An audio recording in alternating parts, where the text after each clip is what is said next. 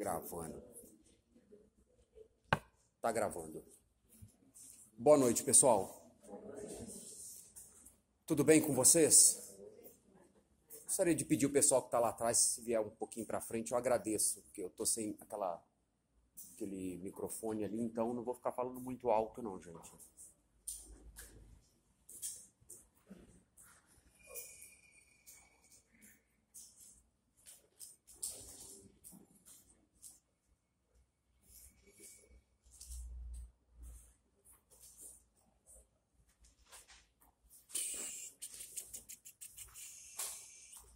Pessoal, me diz uma coisa, tem uma questão aí de Platão, não tem?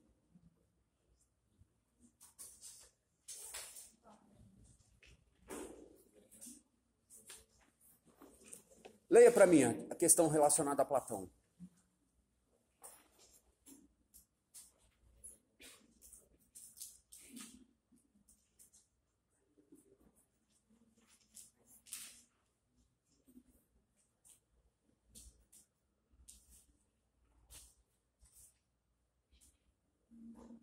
Vamos, gente.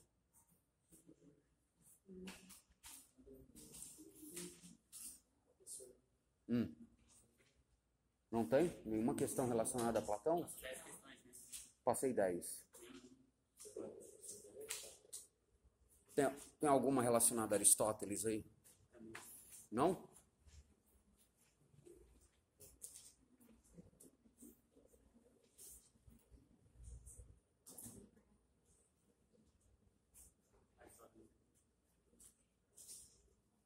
Tá.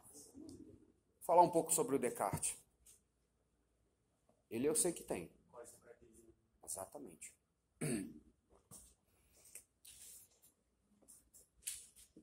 Descartes foi produto de Le Flèche. Le Flèche era uma escola jesuíta, muito conhecida, muito famosa na Europa.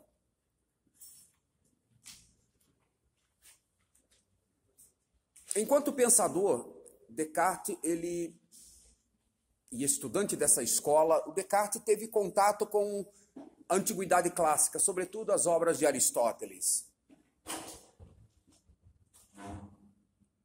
E é justamente um dos construtos aristotélicos que ele vai lançar a mão como um instrumento de legitimação do cogito cartesiano. O que seria esse construto, a lógica? Então Descartes ele se apropria lá das categorias de Aristóteles para instrumentalizar aquilo que ele vai chamar de cogito.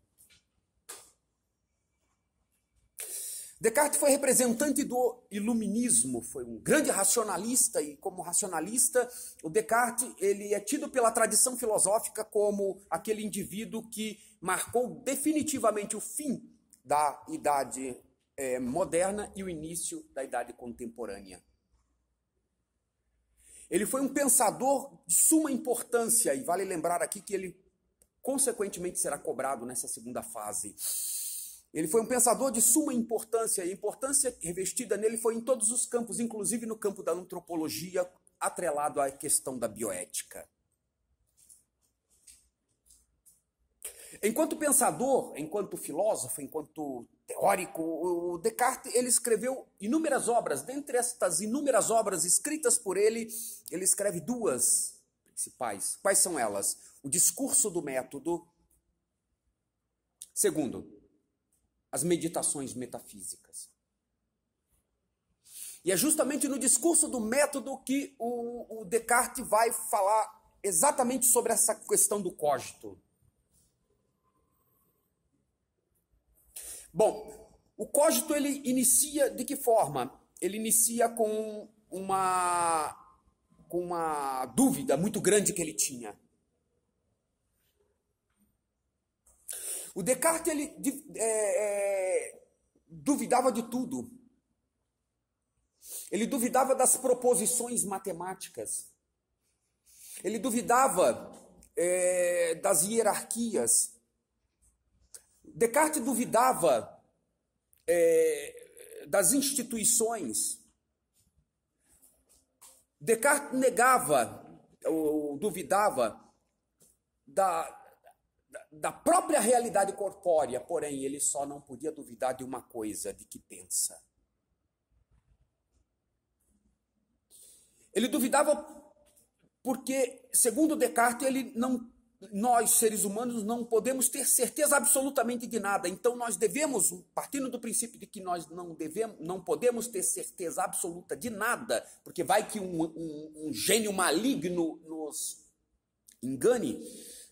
Então, partindo desse princípio, o Descartes ele diz que nós devemos duvidar até mesmo da própria dúvida. A dúvida, segundo Descartes, é uma condição sine qua non à existência humana.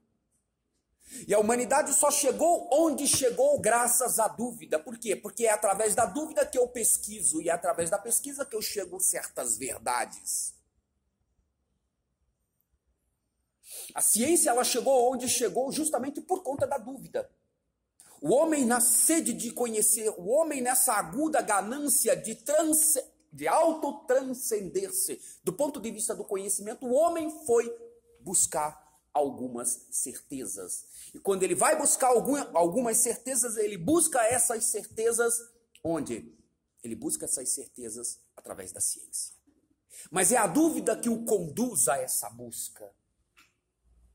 Percebem? É a dúvida. Então, partindo dessa premissa, o Descartes diz que eu posso duvidar até mesmo da própria dúvida, eu só não posso duvidar de uma coisa. O quê? Penso. Então, partindo do princípio de que eu só não posso duvidar de que penso, né, o Descartes ele formula a seguinte fórmula: todo ser que pensa existe. Ora penso, logo existo.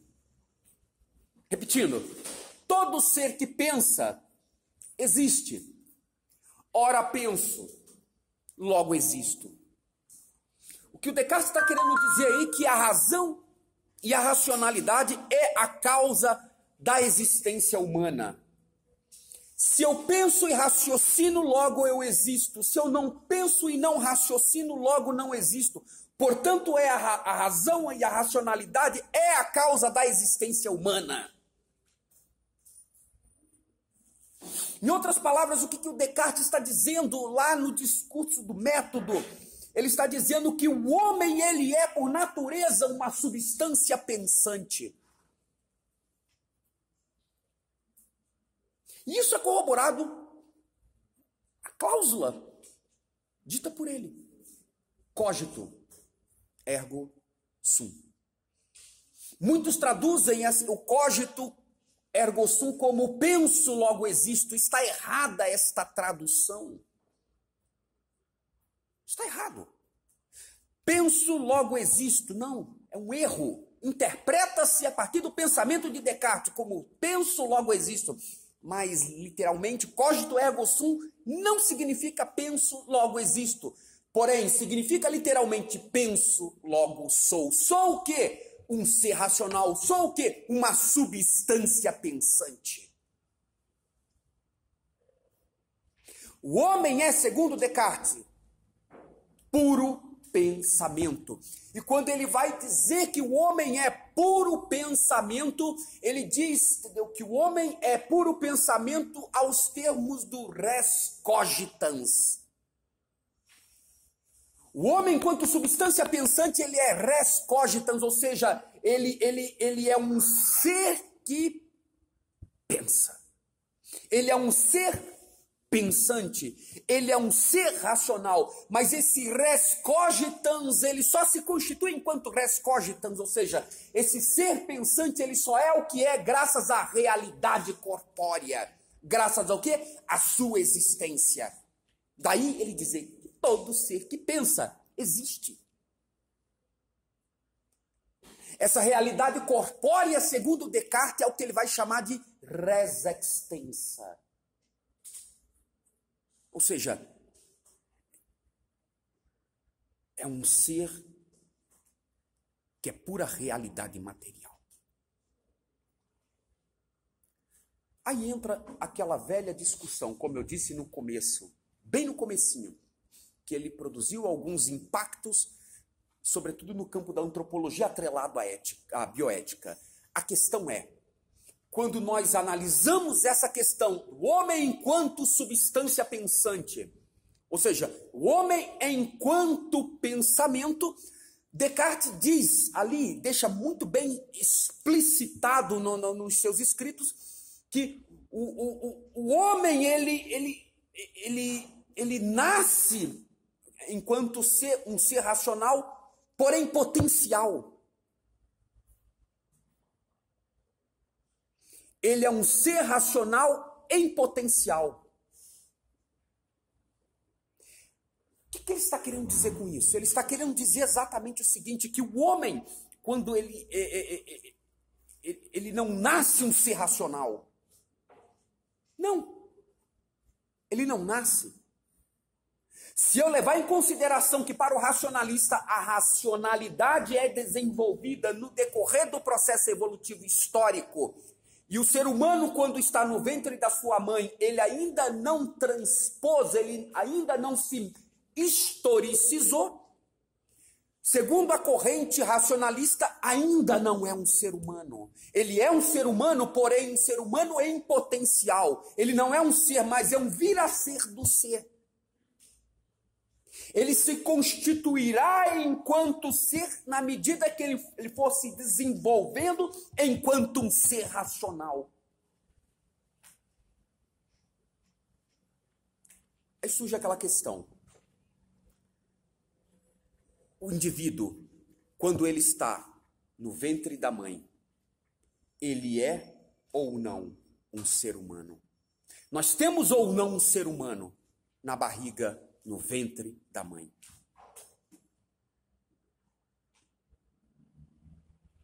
Essa é a pergunta. Se é um ser humano, o que é que distingue de nós, contrapondo-se ao racionalista? Para o racionalista não é um ser humano, ele é um vir a ser do ser, mas não é um ser na sua concretude. Ele se tornará um ser na medida que ele for se desenvolvendo. Portanto, é o vir a ser do ser. Mas a questão é, o que me distingue dele? É a racionalidade? Para o racionalista, sim, é a racionalidade. Mas quando nós analisamos do ponto de vista antropológico, o que me distingue dele? É o tempo e a nutrição. É o tempo e a nutrição. Ele está sujeito às contingências da sua realidade, da realidade na qual ele está inserido dentro daquele ventre. Eu estou inserido dentro das minhas condições, dentro do meu contexto. Ou seja, eu estou inserido na realidade na qual estou inserido. Na qual estou vivendo, melhor dizendo. Mas o que é que me distingue dele? É o tempo e a nutrição. Somos seres racionais. Outro fator determinante é que se ele não é um ser racional, e eu sou, né, quando é que eu me tornei um ser racional? Quando eu deixo de ser irracional e me transformo num ser racional? Se não é um ser racional, ou seja, se não é um ser, e se um vir a ser do ser enquanto ser, então eu posso abortar? Se eu posso abortar a revelia porque não é um ser, a pergunta que eu faço é: onde fica a questão da dignidade da pessoa humana? Percebe que a conversa é bem mais embaixo? Quando é analisada a partir da perspectiva desse racionalismo dogmático.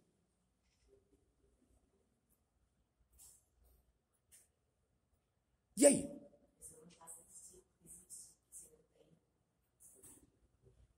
Essas são as questões levantadas pela bioética quando contrapõe-se a esse argumento racionalista, iniciado a princípio por René Descartes. Não existe.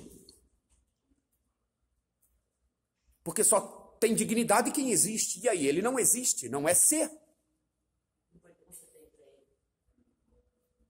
Percebe que muitos cientistas, inclusive muitos juristas atrelados a esse conceito racionalista, iniciado, principiado a princípio por Descartes, em alguns países, principalmente países da Europa, onde o racionalismo ainda é muito presente, ainda é muito forte, como por exemplo na Inglaterra. Percebe que nesses países eles permitiram, né, as pesquisas com células-tronco.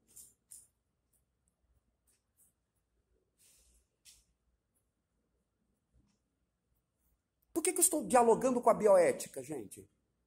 Porque pode aparecer no vestibular da UEL. Não apareceu na bosta do Enem uma coisa que...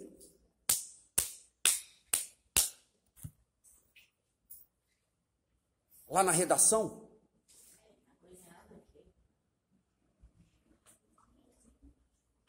O tema do Enem. Gente, prestem atenção no que eu vou dizer para vocês. Aqui nesse paizinho do 7-1. Nesse paizinho do birimbau, do frevo, do acarajé e do cocá com pena de pavão. Você pode esperar tudo e mais um pouco.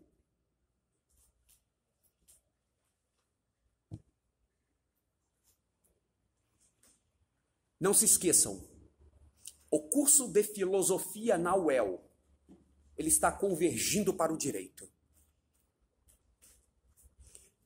E essa questão bioética é uma das principais pautas do direito. Porque está atrelado diretamente à questão dos direitos humanos.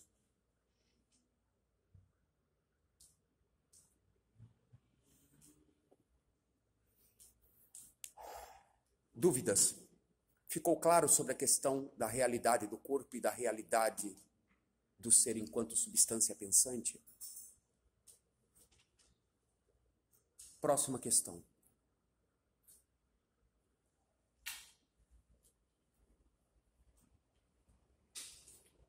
Escola de Frankfurt.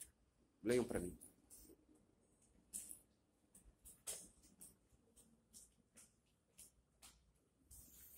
O que é a teoria crítica da Escola de Frankfurt? Qual a importância dela no processo de construção do novo modelo de sociedade?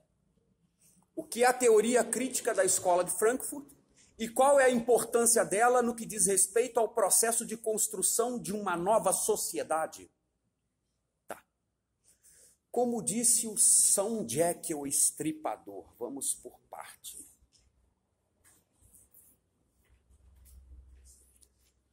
Instituto de Pesquisas Sociais, 1923, fundado na cidade de Frankfurt, na Alemanha. Esse instituto ele é fundado na Universidade de Frankfurt, na Alemanha. Ele existe até hoje. Esse instituto ele foi fundado por alguns teóricos de propensão judaica, cujo pensamento estava fundamentalmente atrelado ao marxismo. Isso vocês não podem perder nunca de vista.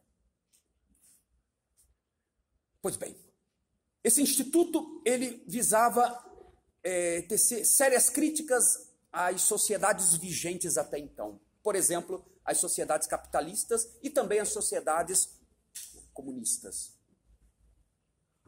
Segundo os frankfurtianos, quando eles olhavam para aquele modelo, né, de comunismo que surgiu na União Soviética graças à Revolução Bolchevique, quando eles entenderam que a União Soviética mergulhou num caos político e, consequentemente, social, justamente como produto daquilo que havia acontecido, daquela revolução que havia acontecido no final da década, no início da década de 20, lá por volta de 1917, 1918, quando houve a revolução, quando eles perceberam que o comunismo havia sufragado, ou seja, quando o comunismo ele havia asfixiado a democracia, então eles passam a tecer algumas críticas sérias ao comunismo também. Mas mesmo produzindo algumas críticas ao comunismo, eles não se desvencilharam da ideologia marxista. Por quê? Porque, segundo esses indivíduos, eles mal interpretaram Marx. Os revolucionários mal interpretaram Marx. Interpretaram porra nenhuma. Eles fizeram exatamente o que Marx disse que era para ser feito.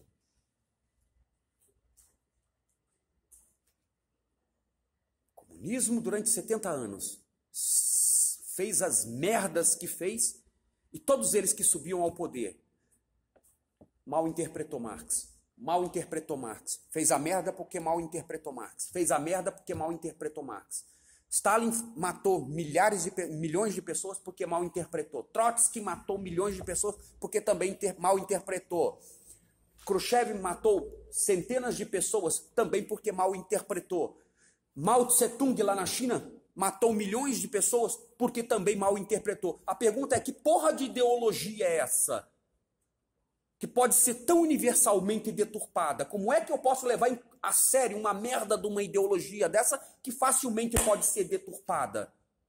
Porra, todo mundo que sobe ao poder, que esposa dessa ideologia, faz as merdas que fazem. Por quê? Porque mal interpretaram o cara. Mal interpretaram porra nenhuma. Mal interpretaram nada. Isso é conversa besta de marxista. Fizeram exatamente o que Marx disse. Marx disse o seguinte: que para o advento do comunismo é necessário que povos e nações inteiras sejam exterminadas. Fizeram exatamente o que aquele bosta havia sugerido. A começar lá pela própria Revolução de Bakunin, lá no início no final do século XIX, início do século XX.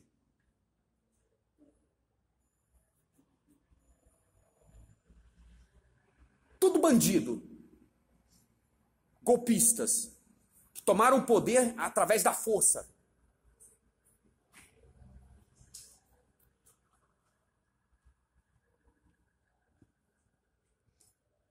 E aí? E aí que eles vão desenvolver uma teoria crítica. Essa teoria crítica, ela consiste no quê? Criticar o modelo de sociedade vigente até então. E ao criticar o modelo vigente de sociedade até então, eles querem propor um novo modelo de sociedade. Mas a questão é, quando eles olham para aquilo que estava acontecendo naquele momento histórico, eles vão culpar, por exemplo, o Theodor Adorno e o Max Horkheimer. Eles vão culpar todas as mazelas que estavam acontecendo ao capitalista. Ao capitalista atrelado ao projeto iluminista que haveria de dar certo e não deu certo. Por quê? Porque a razão que deveria ser emancipadora, a razão que deveria ser emancipatória, a razão, ela simplesmente escravizou o indivíduo. Aquela razão que deveria libertar o sujeito, acabou escravizando. Só mudou o senhor. Mas eu ainda permaneço em estado de escravidão. Se antes eu era escravo das antigas tradições, agora não, eu sou escravo da ciência atrelada à técnica. Por quê? Porque a técnica só se desenvolve, ou só se desenvolveu, graças ao avanço científico.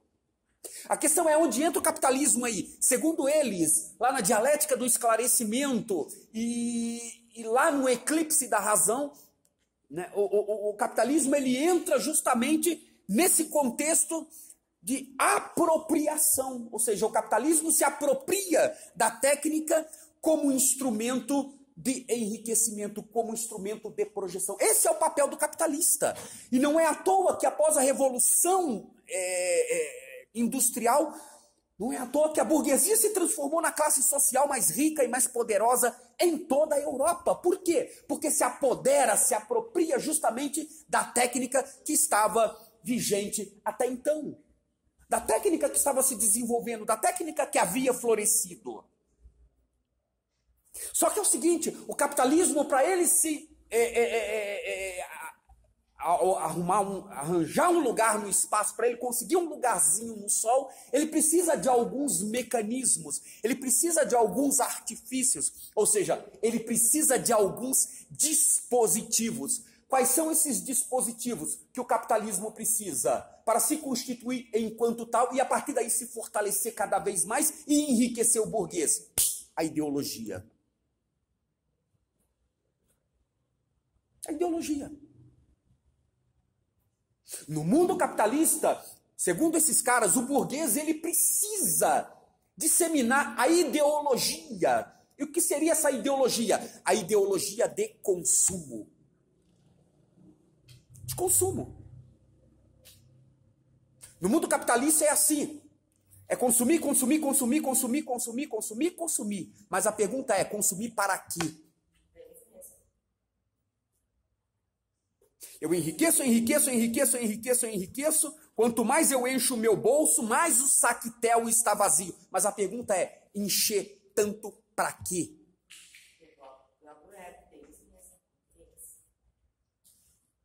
Para quê?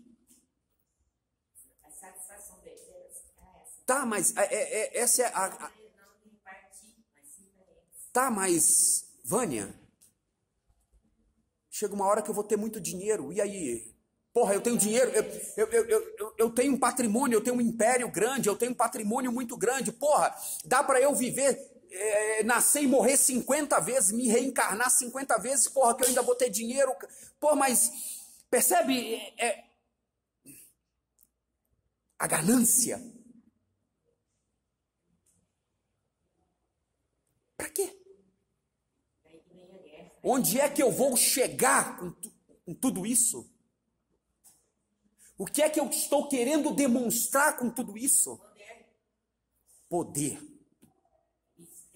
Porque no mundo capitalista tem poder quem tem dinheiro.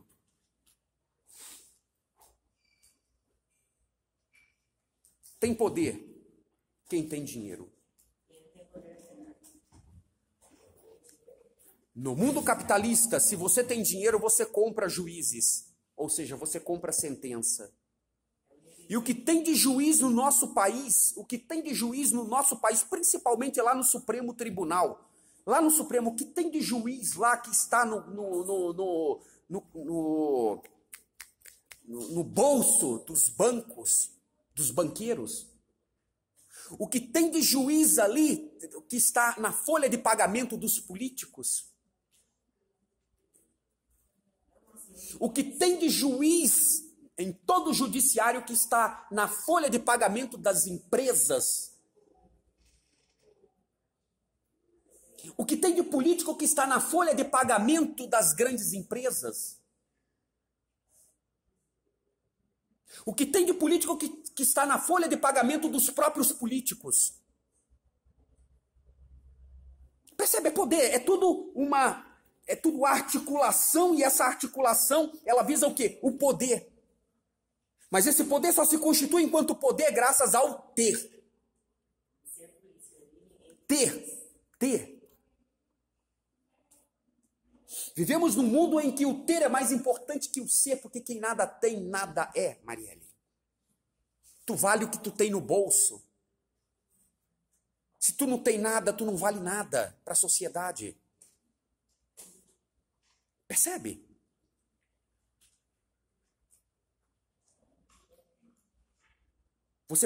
Você pode ser uma pessoa extremamente honesta, não ter nada. Tu não vale nada para a sociedade. Tu pode ser um canalha. E olha que eu conheço um monte aqui em Londrina. Eu conheço umas par deles que não vale a merda que caga.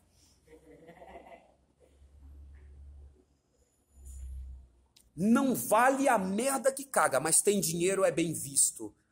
As portas e as janelas se escancaram para ele.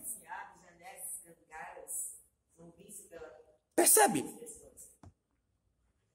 Mas para essa ideologia, para eu disseminar enquanto capitalista essa ideologia, eu preciso de, como eu disse, dispositivos. Quais são esses dispositivos? A indústria cultural. O que é essa indústria cultural? São os veículos de comunicação de massa. Rádio, televisão, revista, vírgula, etc, etc, etc. São os veículos que atingem as massas diretamente. Qual é a função dessa ideologia quando usa esse dispositivo que é a indústria cultural? Produzir massas de manobra.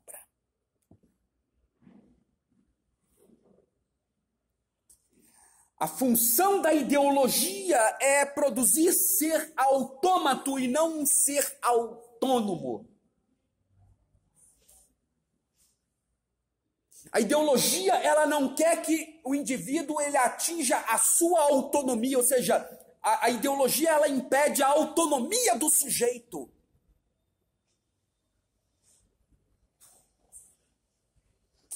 Aí entram eles com a proposta de um novo modelo de sociedade.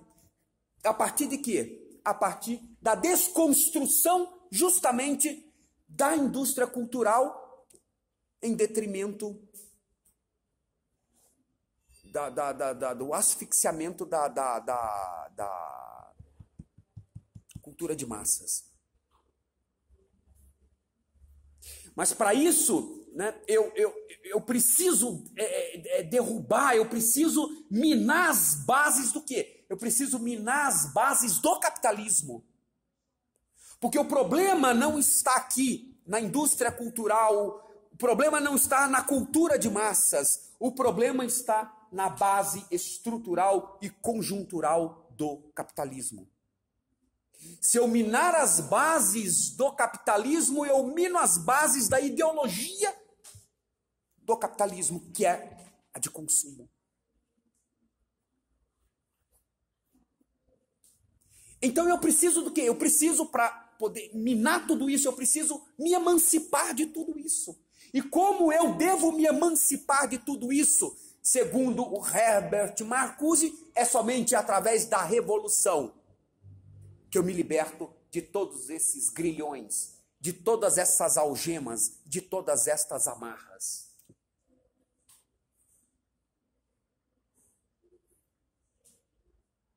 Quando eu me liberto de tudo isso, aí eu tenho uma nova modalidade de sociedade, um novo modelo de sociedade, livre das traquinagens do capitalismo.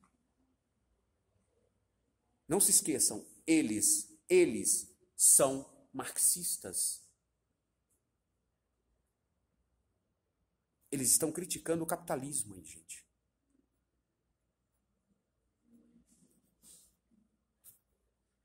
Faltam quantos minutos para bater o sinal? Quantos? 2 minutos? Alguma pergunta com relação a isso?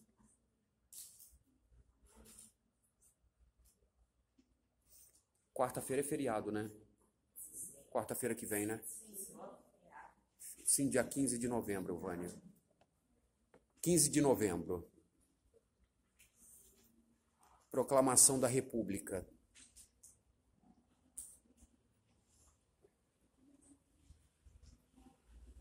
Pessoal, ficou claro isso?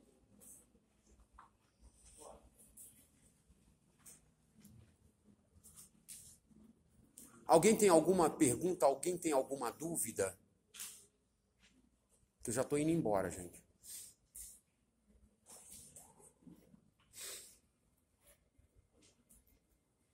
Então tá, gente. Valeu. Obrigado aí pela atenção de vocês, tá?